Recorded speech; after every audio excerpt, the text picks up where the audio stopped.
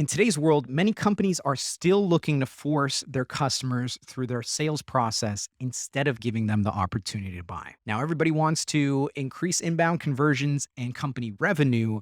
The problem is there's one little thing that gets in the way: inbound SDRs. Watch until the end to find out why inbound SDRs might be hurting your company's revenue, especially for those leads that are looking to buy.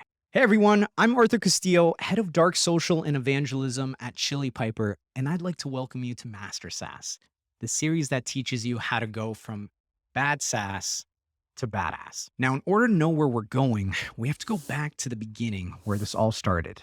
The idea of the inbound SDR was born from a specific need to protect the AE's time and create greater specialization. In the past, full cycle reps were in charge of following up with demo requests, qualifying them, holding the demos, and then fostering those relationships all the way through to close.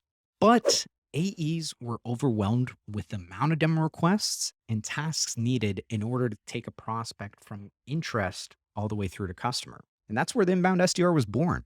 They were really created to be a gatekeeper to the account executive's calendar. They would ask the qualifying questions themselves in order to determine whether or not it was even worth an opportunity. Now, in theory, this all sounds great. An efficient sales process that allowed the company to create specialized roles for different parts of the sales funnel. But tension developed between A's and SDRs over things like lead routing, lead quality, the opportunity credit, and keeping track of all of this in disorganized spreadsheets. In today's day and age, thanks to the rise of dark social, customers and prospects are further down their buyer's journey than ever before. So by the time they land on your website, they want to speak with someone that can answer their questions, not qualify them with questions like if they have budget and a timeline to make a decision. So now that we know why inbound SDRs were created in the first place and what tensions were created as a result, let's get into the 3 ways in how you can reimagine your inbound process. Number 1, go allbound. We see allbound as a more refined way of going pure outbound. With allbound, you're creating account-based marketing campaigns, going after contacts and accounts through both your marketing and SDR outreach. So you might be thinking, what does a successful allbound campaign look like? Well, here are a couple tips. The first is marketing and sales need to be aligned. And what we mean by that is key KPIs, understanding what exactly defines a qualified lead and how is it tying back to the ultimate goal of revenue, not leads. Next, you want to make sure you have a defined segment and target audience. You're not going after everybody here. You really want to get as specific as possible in terms of the contacts and accounts you're going after. And finally, you're going to want to iterate.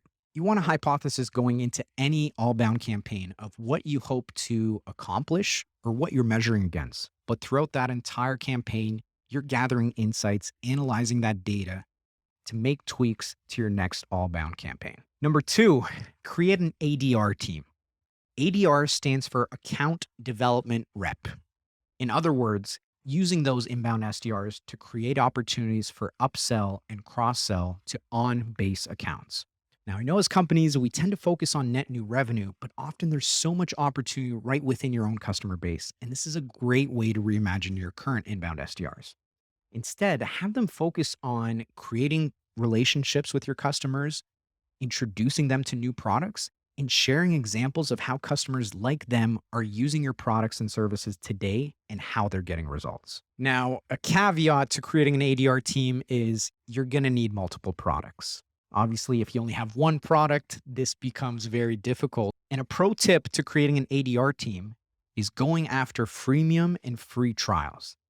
Even understanding why somebody signed up for your service in the first place is an absolute gold mine of information that these ADRs can take back to your marketing team, your sales team, and your product team. Number 3, use SDRs in your partner ecosystem. Now, this is a revenue lever that not many companies take advantage of. And if you have, chances are your partner managers are busy maintaining and managing their current partners to really look for new opportunities within your ecosystem. Using SDRs in your partner ecosystem can help identify co-marketing opportunities with your partners, but it also allows them to act as an advisor to both your prospect and the partner themselves.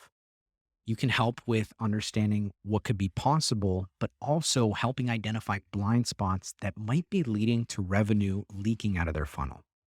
Basically, helping them take both your prospect and partner from interest to book demo. Now, if you're wondering what to do with your inbound process, then you'll want to check out our MasterSaaS on 3 surefire tactics that are guaranteed to increase your inbound conversions. Also, if you're not already, make sure to subscribe here on YouTube for more spicy content uploaded every week. And finally, there is actually so much great content around this topic that we didn't have time to fit it in. So make sure to check out the full article, The Rise and Fall of the Inbound SDR, linked below. And that's it. Thanks so much for watching. And until next time, stay spicy.